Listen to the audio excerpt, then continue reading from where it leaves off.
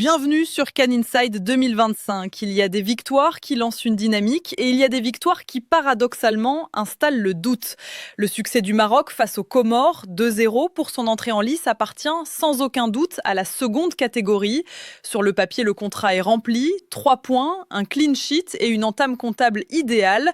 Mais dans le contenu, l'équipe de Walid Regragui a affiché une fébrilité inquiétante, loin des standards de sérénité qu'on lui connaissait lors de l'épopée qatari. Dès les premières minutes, l'atmosphère autour de ce match n'était pas celle d'une grande nation sûre de sa force. On a senti une équipe marocaine crispée, presque paniquée à l'idée de rater son entrée. Mais le point central de cette analyse, l'élément qui cristallise toutes les critiques aujourd'hui, c'est la gestion du cas Romain Saïss. Il faut poser les faits froidement. Titulariser le capitaine historique était-il une décision sportive ou politique ? Tout le monde savait, les observateurs comme le staff médical, que Saïss était en manque de rythme. Son âge, combiné à une saison en club moins intense, posait une question légitime sur sa capacité à tenir l'intensité d'un match de Coupe d'Afrique. Le résultat a été cruellement immédiat. 15 minutes de jeu, c'est tout ce que le corps de Romain Saïss a pu supporter. Une blessure musculaire, un changement forcé et une réorganisation tactique d'urgence. D'un point de vue analytique, c'est ce qu'on appelle une faute professionnelle de la part du staff technique. Pourquoi prendre un tel risque lors d'un premier match de poule face à un adversaire théoriquement plus faible ? En alignant un joueur diminué, Regragui a non seulement perdu son capitaine pour la suite, probablement, mais il a aussi grillé une fenêtre de changement dès le premier quart d'heure. C'est un pari perdu. Et cela envoie un signal négatif au groupe. La hiérarchie et le statut l'emportent-ils sur l'état de forme réel ? Quand on voit qu'un joueur comme Abdelkabir Abkar ou Chadi Riyad, selon la liste, aurait pu apporter plus de garanties physiques, ce choix interroge sur la lucidité du sélectionneur à l'instant T. Cette sortie prématurée a eu un impact direct sur la sérénité défensive. Pendant tout le match, on a vu une défense marocaine qui reculait, qui doutait. Les Comores, avec leurs armes, ont réussi à créer du danger, non pas par une domination technique, mais en exploitant les hésitations marocaines. Sur plusieurs situations de contre-attaque, on a vu des attaquants comoriens, pourtant isolés face à 4 ou 5 défenseurs marocains, réussir à progresser, à conserver le ballon, voire à frapper. C'est une anomalie tactique pour une équipe du standing du Maroc.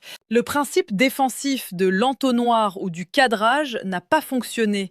Il y a eu un manque d'agressivité dans les duels et un flottement dans les couvertures. Ce début de match aux larmes, avec la sortie de Saïss, a donné le ton d'une rencontre laborieuse. Le Maroc ne s'est pas comporté en patron, il s'est comporté en équipe qui a peur de mal faire.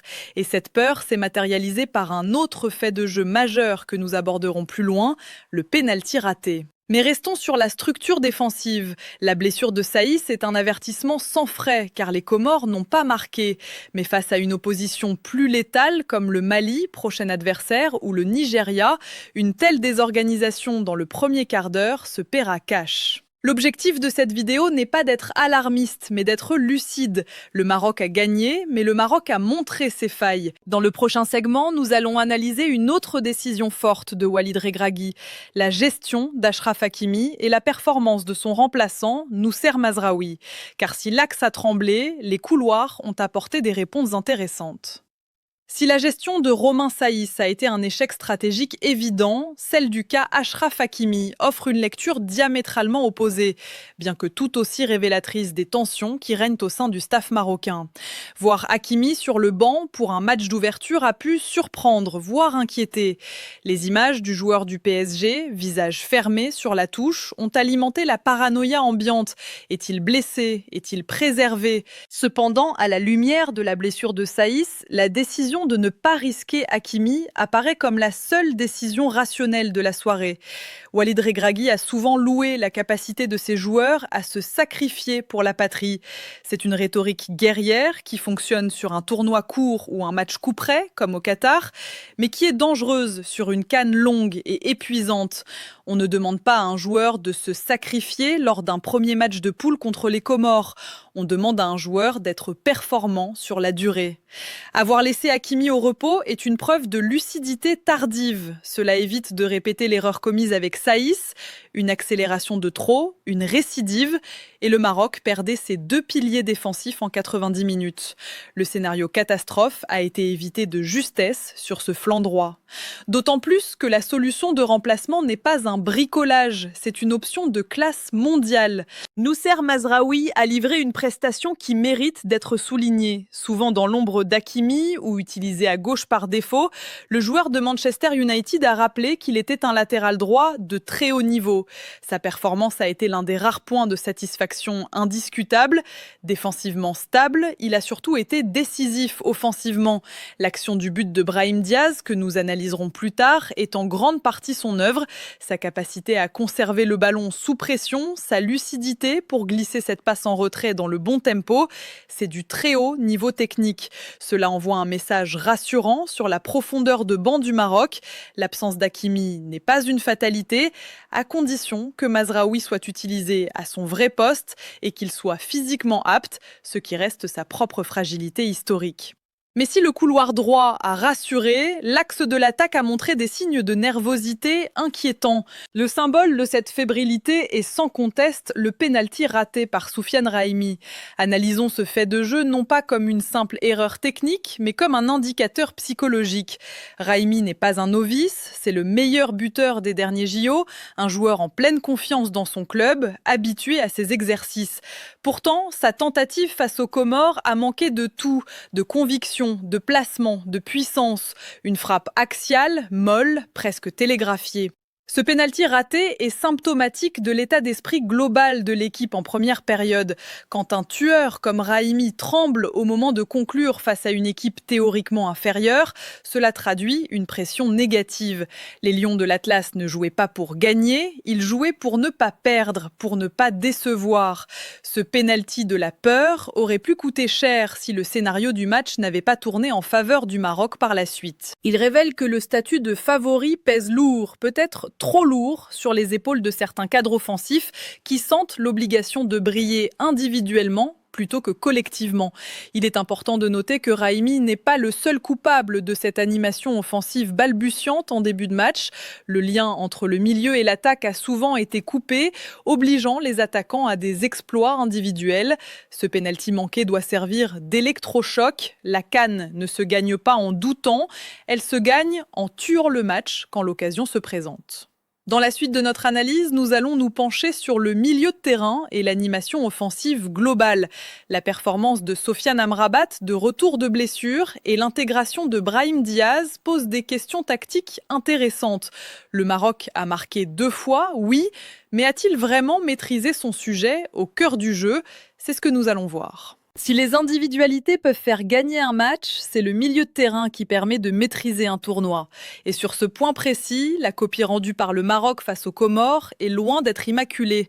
L'analyse se porte inévitablement sur la tour de contrôle du système Regragui, Sofiane Amrabat.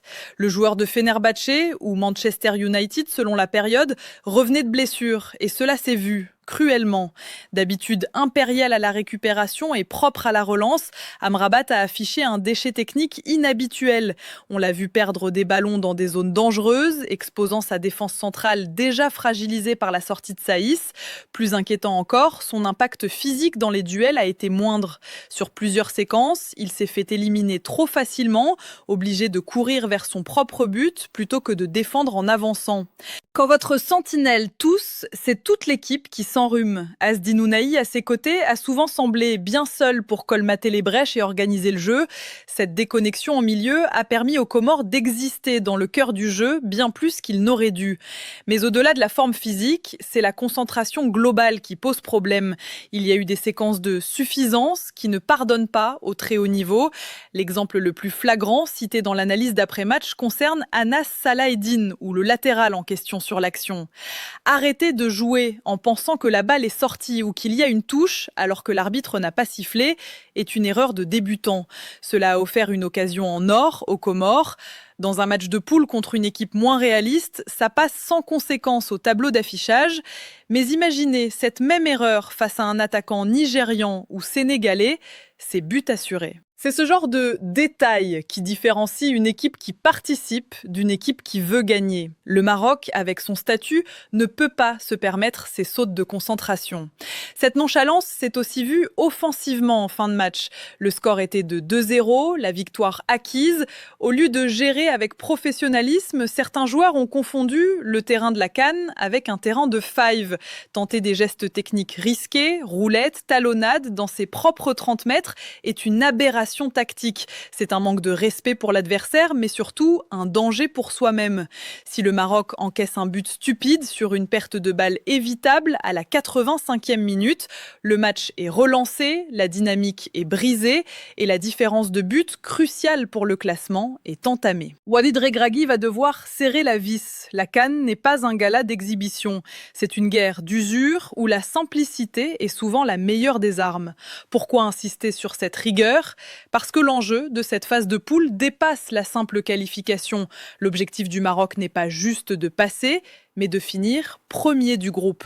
La différence de parcours entre le premier et le deuxième est abyssale. Finir premier, c'est conserver ses privilèges de pays organisateur. Rester à Rabat, jouer dans son stade fétiche, garder ses repères au centre d'entraînement, éviter les voyages fatigants.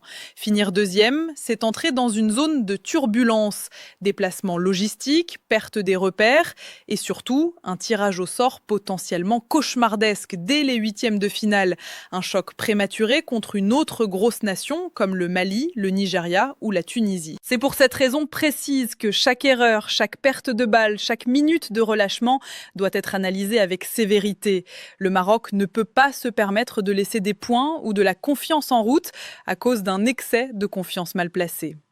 Dans le prochain segment, nous allons nous focaliser sur le paradoxe du match, Brahim Diaz.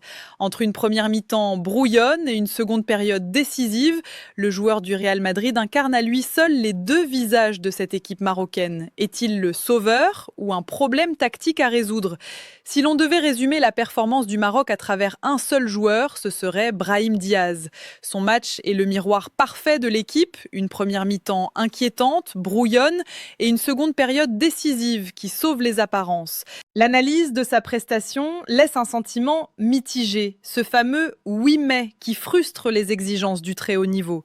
D'un côté, les statistiques parlent pour lui. Il marque le but du break, celui qui scelle la victoire. Il provoque le penalty, raté par Brahimi en début de match grâce à sa vivacité.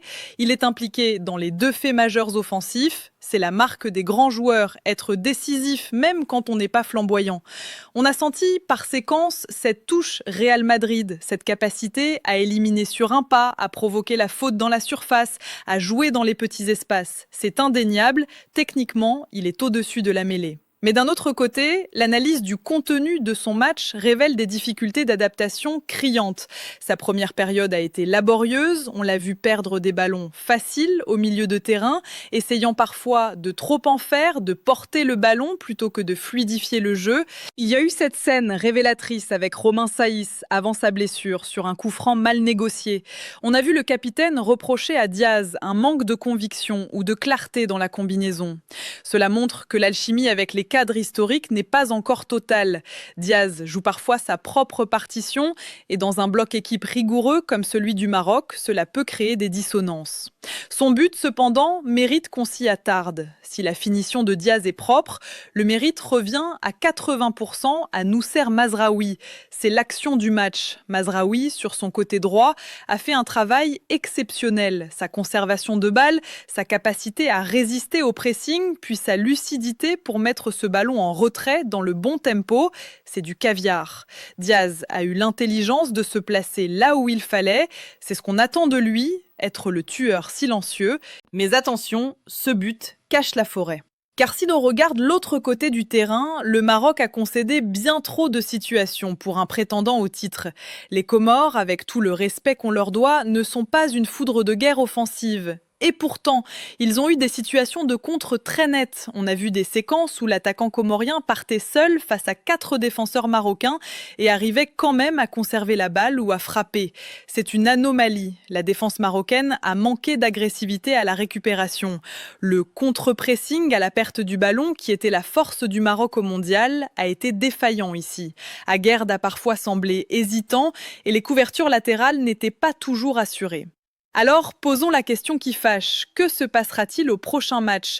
L'adversaire ne sera plus les Comores, ce sera le Mali, ou un adversaire de ce calibre selon le groupe réel. Si le Maroc laisse autant d'espace au milieu, s'il perd autant de ballons dans l'axe, et s'il défend avec autant de recul face à des joueurs maliens, nigérians ou ivoiriens, la punition sera immédiate.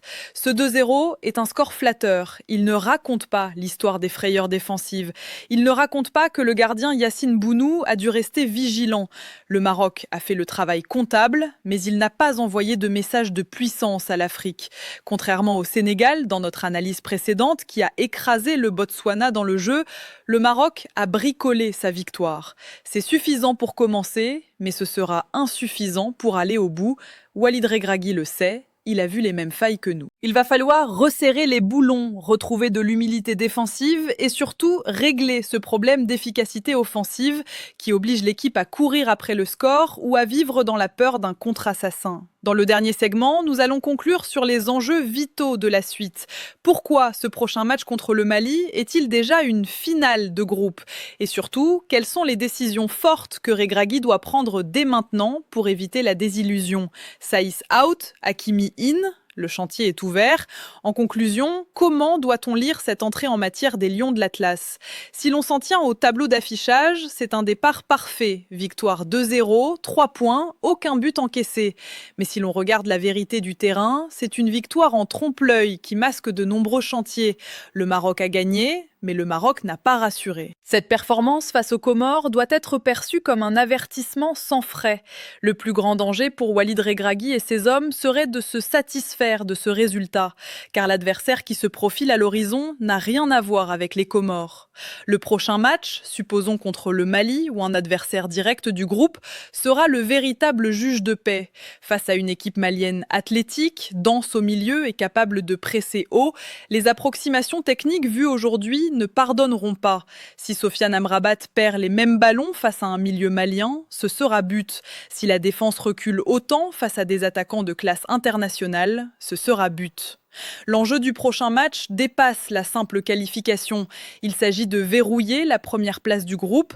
Il est crucial de rappeler l'importance stratégique de ce classement pour un pays organisateur. Finir premier, c'est s'offrir un boulevard, rester à domicile, bénéficier du soutien inconditionnel du public dans son stade fétiche, éviter les déplacements logistiques énergivores. Finir deuxième, c'est se tirer une balle dans le pied, c'est risquer de tomber dès les huitièmes de finale sur un gros Nigeria, Sénégal, Égypte et devoir potentiellement changer de ville et de climat. Le Maroc n'a pas le droit à l'erreur. Ce 2-0 est une base, mais ce n'est pas une assurance-vie. Pour la suite de la compétition, 2 questions majeures vont devoir trouver une réponse rapide. 1. L'après Saïs, la blessure du capitaine semble sérieuse, lésion musculaire. Il est fort probable que sa CAN soit compromise ou du moins qu'il rate la phase de poule. Qui pour le remplacer ? Abkar ? Riyad ? Regragui doit installer une nouvelle charnière centrale immédiatement. Il n'y a plus de place pour le sentimentalisme. Le remplaçant devra être prêt physiquement et mentalement à entrer dans l'arène sans trembler.